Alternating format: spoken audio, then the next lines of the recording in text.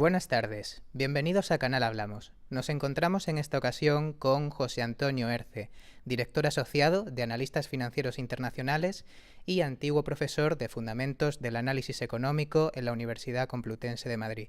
Buenas tardes, José Antonio. Buenas tardes, ¿cómo estáis? Muchas gracias por venir. Vamos a tratar con José Antonio dos temas. El primero de ellos, el sistema de pensiones español, y el segundo, la situación de la economía española en general. Por lo tanto, vamos a comenzar con el primero, si le parece. Adelante. En primer lugar, el tema de las pensiones preocupa a millones de españoles. En concreto, nos hacemos todos una pregunta, y es si habrá pensiones públicas de aquí a 30 años. Yo no veo ninguna razón por la cual no pueda seguir habiendo pensiones públicas de aquí a 30 años y siempre y cuando los españoles deseen mantener ese sistema de protección social. No veo ninguna razón. Claro que habrá pensiones públicas en España en los próximos 30 años y más allá. Sin embargo, a menudo se nos dice que el sistema público de pensiones en España es inviable. ¿A qué se debe? Vamos a ver, en la actualidad el sistema recauda en forma de cotizaciones sociales un 11% del PIB. Esos son más de 100.000 millones de euros. Distribuye eso que recauda entre los pensionistas del momento. Que nuestro sistema de pensiones tiene un método de financiación llamado de reparto. Naturalmente, si hay pocos pensionistas, esos 100.000 millones, ese 11% del PIB, da mucho de sí. Si hay cada vez más pensionistas y ese porcentaje del PIB no aumenta, vamos a tener problemas de financiación, de suficiencia de recursos para financiar esos compromisos que tenemos con los pensionistas actuales y con los trabajadores actuales que en su momento serán pensionistas. Hoy por hoy el sistema está en condiciones razonablemente buenas, aunque con algún accidente, debido al ciclo, de pagar todos los meses las pensiones que tiene comprometidas. Ya hemos observado que en alguno de estos años recientes no se han podido o no se hubieran podido pagar con los recursos ordinarios alguna paga extra y ha habido que echar mano de los recursos del Fondo de Reserva. De seguir así las cosas, de que haya cada vez más pensionistas que viven cada vez más, y volveremos a ese tema más adelante, espero, a menos que aumente el empleo desproporcionadamente, no encontraríamos los recursos corrientes para hacer frente a esos pagos. Que aumente el empleo corriente al mismo ritmo que aumenta el número de pensiones o de pensionistas no es esperable. No es esperable. De manera que sí, en el futuro, aparte de los accidentes que tengamos ya en cada uno de estos años que vamos a vivir próximamente, de insuficiencia puntual de recursos basados en las cotizaciones, en el futuro más lejano estamos abocados, si no se hace nada, y nunca ha sucedido eso de que no se haga nada, a una creciente insuficiencia financiera. Pero siempre tendremos un 10% del PIB para repartirlo en forma de pensiones. ¿Y en el clima político actual considera que se le está dando la importancia que se le merece a este reto que plantea el sistema de pensiones? Bueno, la política, los políticos y la sociedad le dan importancia al problema de las pensiones, al reto de las pensiones. Otra cosa es que se le dé la importancia adecuada, la justa, no en términos de más o menos importancia, sino se ponga el foco en los verdaderos problemas, en la naturaleza de esos problemas y en si estos son resolubles o no. Hemos tenido desde el 95 hasta la actualidad, en 2015 se cumplieron 20 años del Pacto de Toledo, un mecanismo, justamente en este Pacto de Toledo, que ha servido para hablar de pensiones, pero para hablar de ciertas cosas de las pensiones y para no hablar de otras. El foco en el problema de las pensiones ha consistido a pesar del Pacto de Toledo, en el plano de la política, en un frontón, ¿no?, en donde hay una pared donde rivales o adversarios políticos se lanzan la pelota unos a otros y ha habido pocos intentos de buscar consenso y de buscar soluciones a algo que en sí mismo no es un problema. porque la demografía es importante en el análisis del devenir de los sistemas de pensiones, pero la demografía se entiende a veces mal, y por lo que he visto en el cuestionario vamos a poder hablar de esto con detalle. Como decía, la política, los políticos hablan quizá poco, pero no dejan de hablar de las pensiones, pero hablan mal, en mi opinión, y me tendrán que disculpar que me exprese con esta contundencia. Creo que, aunque en ocasiones ponen el dedo en la llaga de los problemas, y hemos tenido 2 reformas en 2011 y en 2013, que en mi opinión sí que han puesto el dedo en la llaga, pero a la hora de la verdad en la batalla política se enzarzan en aspectos que para mí son secundarios. La sociedad habla incluso más y se muestra muy preocupadísima, pero sigue desorientada y sigue perdiendo el foco, y en ocasiones deliberadamente. Es como si practicasen lo que los anglosajones denominan willful ignorance, ignorancia deliberada. No quieren saber realmente dónde radica la naturaleza del fenómeno de las pensiones, que está deviniendo, convirtiéndose en un problema. En concreto, ¿qué medidas podríamos poner en marcha para asegurar la sostenibilidad del sistema? Bueno, hay un proceso ineludible al que nadie desearía poner fin, ni siquiera parar, que es el de creciente longevidad. El hecho de que cada vez vivimos más. En este contexto, que podemos desarrollar luego un poco más, sucede que entramos cada vez más tarde al mercado de trabajo. Una decisión coherente con el alargamiento de los años de escolarización y de formación, cuando de una u otra manera somos conscientes de que nuestras vidas van a ser más largas y acumulamos más capital humano para afrontarlas. Esa decisión es coherente. Lo que no es coherente es querer salir cada vez antes del mercado de trabajo o resistirse a las adaptaciones en la edad de jubilación, en el tiempo de trabajo, en el cómputo global de horas de trabajo en una vida activa, y a que ese cómputo vaya al alza a medida que nuestra esperanza de vida va al alza también. Ese álgebra vital que dice entramos cada vez más tarde en el mercado de trabajo, vivimos cada vez más y queremos salir cada vez antes, no hay marciano que nos lo paguen. Eso es un álgebra vital incoherente y no hay marcianos que nos lo paguen. Hay que hacer promesas basándonos en esa especie de deseo místico de la sociedad de que se trabaje cada vez menos y vivamos cada vez más años en jubilación. Es algo que la sociedad tiene que comprender, que no está en la naturaleza de las cosas que están sucediendo. Entonces el remedio, en mi opinión, pasa por entender ese fenómeno de aumento de la esperanza de vida, de necesidad de adaptar nuestros hábitos de jubilación a ese aumento de la esperanza de vida, bajar la guardia en ese sentido, dejarnos convencer por la contundencia de ese fenómeno y no confiar en que los niños, las niñas, los inmigrantes o cualquier otro expediente que pase por ahí nos resuelva la papeleta. Porque más cotizantes está muy bien en un sistema de reparto, pero esos cotizantes en su día reclamarán una pensión. Entonces tendremos más cotizantes sobre los más cotizantes. ¿Qué vamos a hacer? ¿Poblar el planeta con 14.000 millones de almas? ¿O este país? No lo entiendo, no lo entiendo. Eso no es una solución. ¿Existe algún país en concreto en el que deberíamos fijarnos precisamente para tomar estas medidas o hacer cambios en el sistema de pensiones? Sí, hay varios casos. Está el caso de Suecia, está el caso de Estados Unidos y está el caso del Reino Unido. Voy a ir por partes.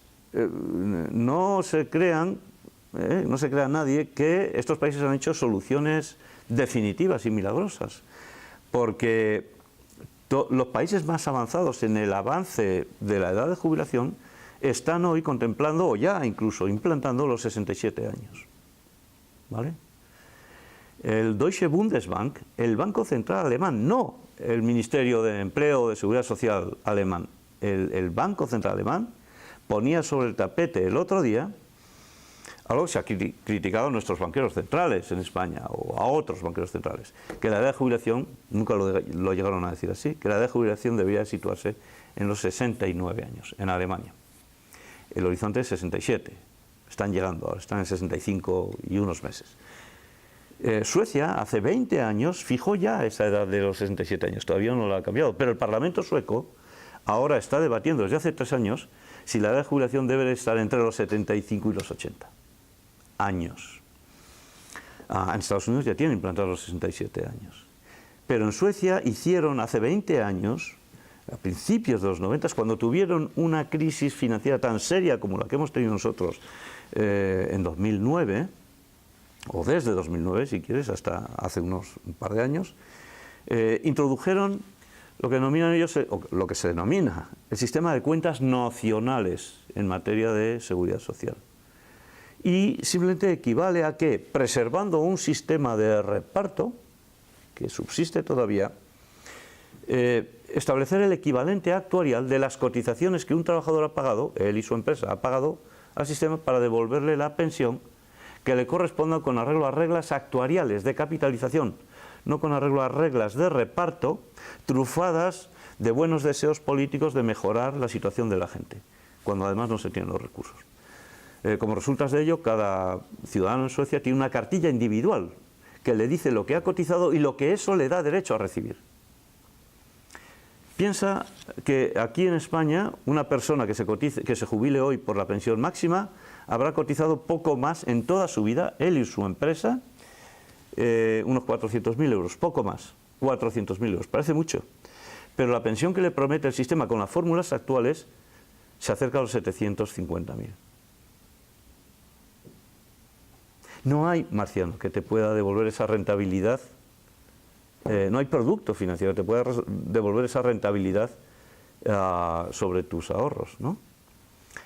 Sencillamente no funcionan así las cosas. Y en Suecia lo han resuelto de esta manera. Están en un proceso de transición largo, pero ya llevan 20 años. Y están mucho más cerca de tener un sistema sólido y sostenible que otros países. En Estados Unidos la gente se cree que no hay seguridad social, que no hay sistema de pensiones, más precisamente.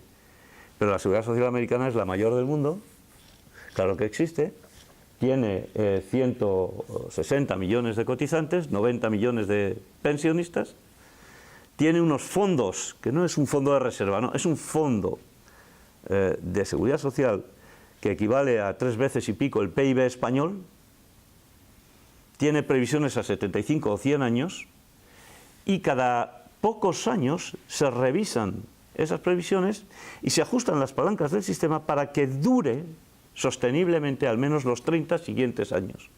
Y esto se hace cada pocos años. Y como consecuencia de hoy el sistema americano de pensiones públicas capta cotizaciones de 800.000 millones de dólares, con lo cual además paga la sanidad de los pensionistas, todos tienen derecho a sanidad gratuita, y solo cobra o solo carga una cotización del 6% a los trabajadores y otra del 6% a las empresas. Y da pensiones medias muy superiores a las españolas. Es verdad que los salarios allí son mayores que en España, pero no tan mayores. Y además luego muchas empresas, el problema es los trabajadores autónomos, muchas empresas están obligadas a tener, por convenios, planes de pensiones de capitalización para sus trabajadores. El grueso de los trabajadores americanos, cuando se jubilan, reciben una tasa de sustitución de la pensión pública más la privada del 82%, que es superior a la que reciben los trabajadores españoles. Y luego el Reino Unido. ¿Por qué? El Reino Unido es un país que hace cosas bien hechas y cosas mal hechas. Pero en materia de pensiones, de lo cual sus expertos se quejan siempre, no se puede hacer peor, etcétera, etcétera, es un país que combina, siempre tiene una visión integral de las pensiones. Y tiene en cuenta las públicas, las privadas, las voluntarias, las obligatorias, y su visión de las pensiones es integral, es holística. Y cuando afronta una reforma, nombra comisiones de expertos magistrales, que hacen un excelente trabajo por lo general. Y a menudo se les hace caso a estas cosas. Y es verdad que en el Reino Unido esa capacidad de llenar de pasarelas, de opt-in-outs opt-ins, defaults, es decir, bueno, si no eliges esto u otro, tienes aquí un default, el fondo por defecto al que te tienes que meter si no quieres nada mejor o no sabes encontrar nada mejor en la oferta amplia que tienes para elegir. Bueno, es verdad, esa es un poco la forma de abordar la reforma. Tener en cuenta todo lo que puede ayudar a proveer de rentas suficientes y sostenibles para la jubilación. Hace un momento hemos hablado del aumento de la longevidad. Aparte de los efectos sobre el sistema de pensiones, ¿qué otras consecuencias puede tener este fenómeno sobre la economía?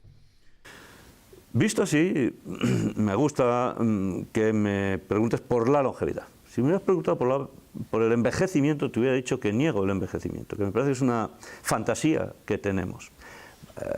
Exagero, obviamente, pero una persona de mi edad hace 50 años estaba en peores condiciones que yo. Y hace 100 estaba en muchas peores condiciones que yo. Luego, los 65 años de hoy son los 65 años más jóvenes que un individuo representativo de las generaciones que han venido existiendo desde tiempos pretéritos puede encontrarse. No envejece, rejuvenece. Y eso es sencillamente porque ese aumento incesante y lineal de la longevidad trae consigo que ese periodo de senectud, esos 2 últimos años por término medio, en los que nos pasa de todo que nos lleva a la muerte, ese periodo de senectud no solo se está retrasando cada vez más, sino que además se está comprimiendo. Eso quiere decir que a medida que la senectud se aleja de los 65 años, tus 65 años son más saludables y mejores que los de un sujeto cualquiera de la generación precedente, no digo ya de hace 50 años. Cada generación vive 2 meses y medio más que la que le ha precedido. Si eso es así, no veo por qué ese tiempo que ganamos se lo tenemos que dedicar solo al ocio, cuando es lo que está hundiendo los sistemas de pensiones anclados en una edad de jubilación 65 o 67, me da igual, anclados en esa edad de jubilación. Pensad que hace 100 años la esperanza de vida era de 37 años y la edad de jubilación era ya de 65. La edad de jubilación a los 65 años apareció en el sistema de pensiones que ideó Otto von Bismarck en la Prusia del Kaiser Guillermo en 1882. Se dice, no está comprobado, que los 65 años aparecieron en el ordenamiento y desde entonces no han desaparecido porque el Kaiser Guillermo tenía 65 años justamente en aquella época. Bien, el hecho de que no haya cambiado la edad de jubilación desde entonces y la esperanza de vida se haya más que duplicado es el origen de todos nuestros problemas. Y no aceptaré que nadie, incluidos los políticos, me digan que el problema de las pensiones es otro y que ese problema se resuelve tirando del bolsillo de las clases medias o de los marcianos o de lo que sea. No lo aceptaré. Porque para mí una discusión ordenada sobre las pensiones empieza por el reconocimiento social e institucional de este hecho y el reconocimiento de la necesidad de adaptarnos.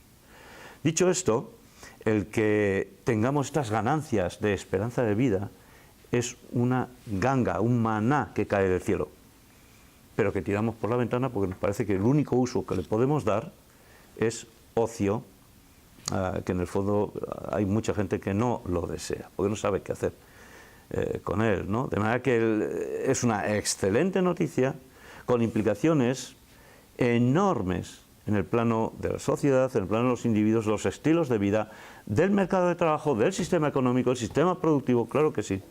Apenas hemos empezado a rascar en la superficie de ese fenómeno, porque nos negamos a admitir que esa es la buena noticia a la que no sabemos o a cuya altura no sabemos estar.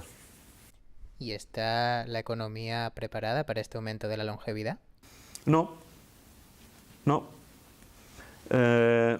Primero porque todavía seguimos pensando que el sistema de pensiones es un sistema de sobornos masivos para sacar a los viejos del mercado de trabajo, para que hagan sitio para los jóvenes. Eso es una falacia. Eso es una falacia, eso no es verdad. Lo que yo sé hacer no lo sabe hacer ningún joven, perdóname por la inmodestia. pero lo que tú sabes hacer, yo no sé hacerlo. Te devuelvo respetuosamente la pelota. No es verdad. Y si hay algún trabajo que un trabajador joven y un trabajador mayor sepan hacer exactamente igual o puedan hacer exactamente igual, a ese trabajo le quedan 2 telediarios porque lo va a acabar haciendo un robot. Y si seguimos pensando eso, todos los trabajos los harán los robots y se los estaremos brindando en bandeja. No es verdad. Los países donde hay mayor participación laboral de los trabajadores de 50, 60, 65 o 70 años son los países donde menor desempleo juvenil, me interesa repetirlo mirando a la cámara, hay. No es verdad. Cualquier persona de la condición que sea que diga que un trabajador mayor quita un puesto de trabajo a un trabajador joven y que por eso hay que sacarlo del mercado de trabajo sobornándole con una pensión, está mintiendo aunque no lo sepa, lo cual es peor todavía, que mienta deliberadamente.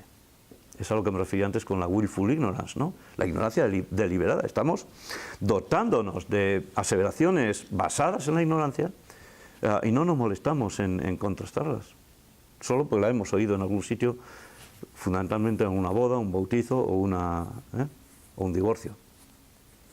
Vamos a dar por concluido el bloque sobre el sistema de pensiones. Vamos a pasar a hablar acerca de la situación de la economía española.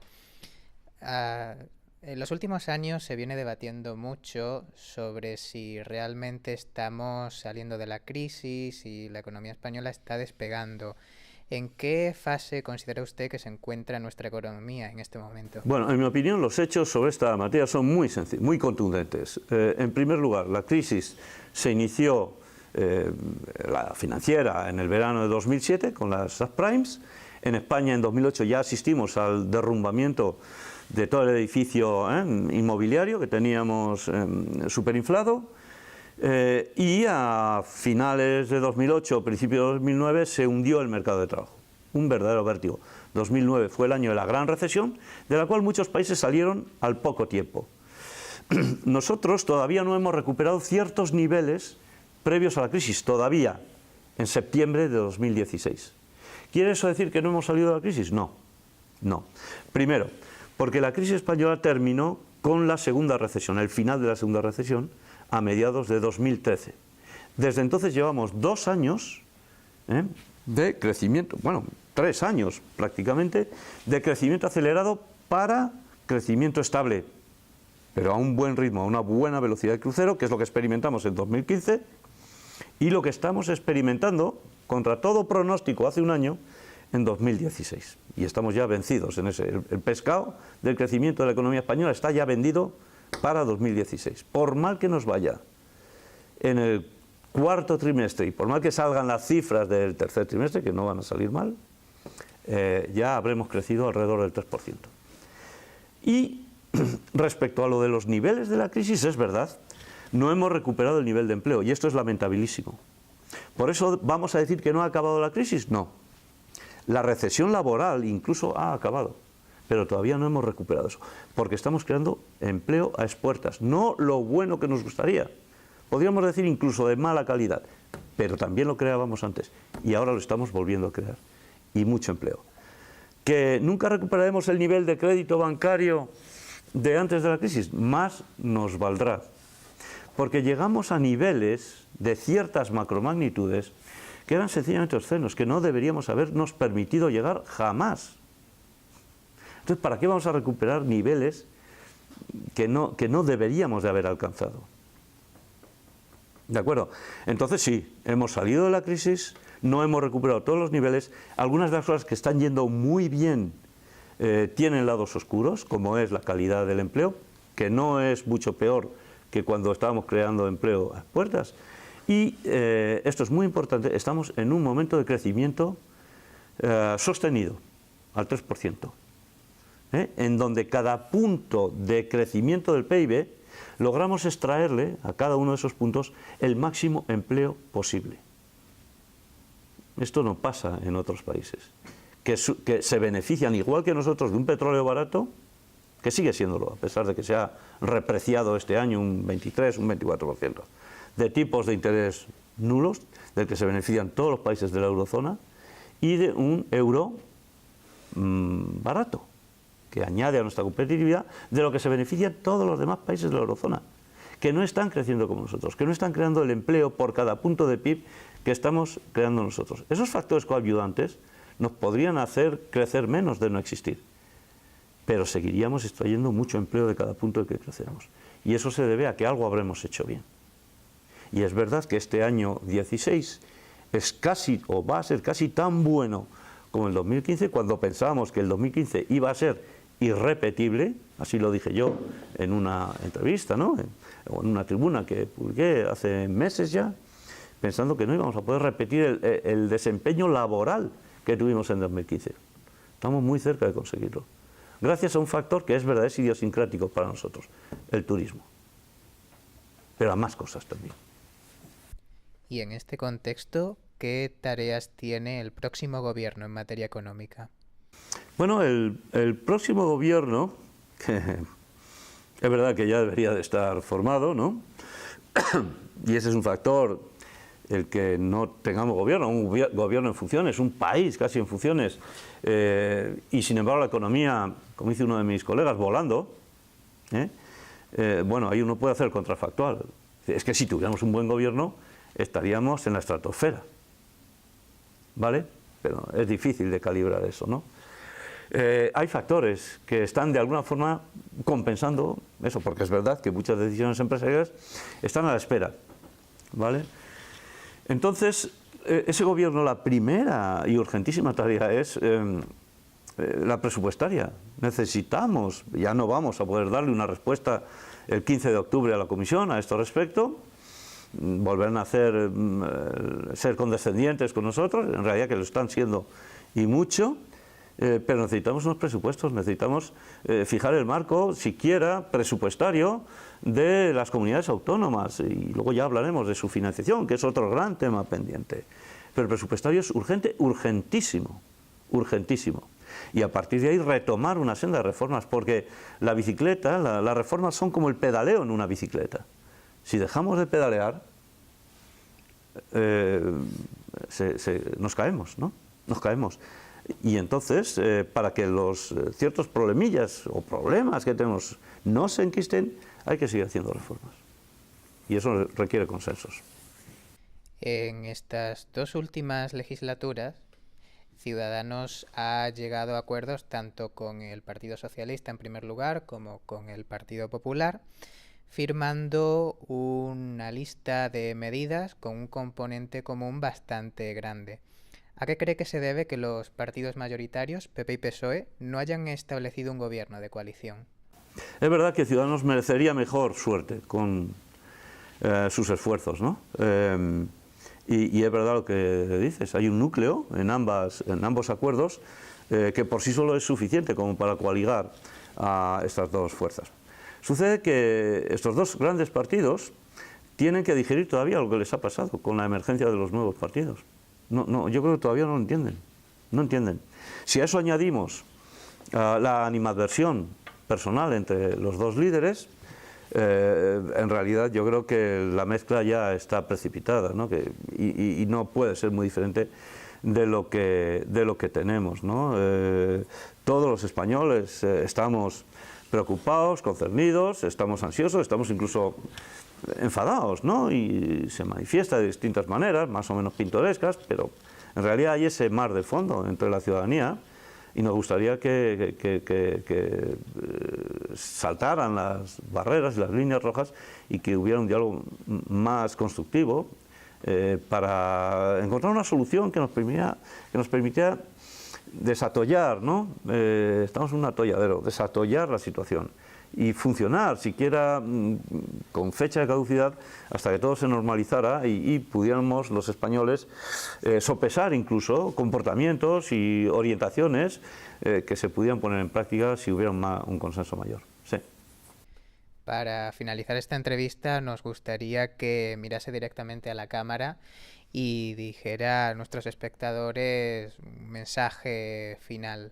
Bueno, voy a empezar aludiendo a ese, no sé, un chiste que ha circulado por las redes sociales en los últimos meses, ¿no?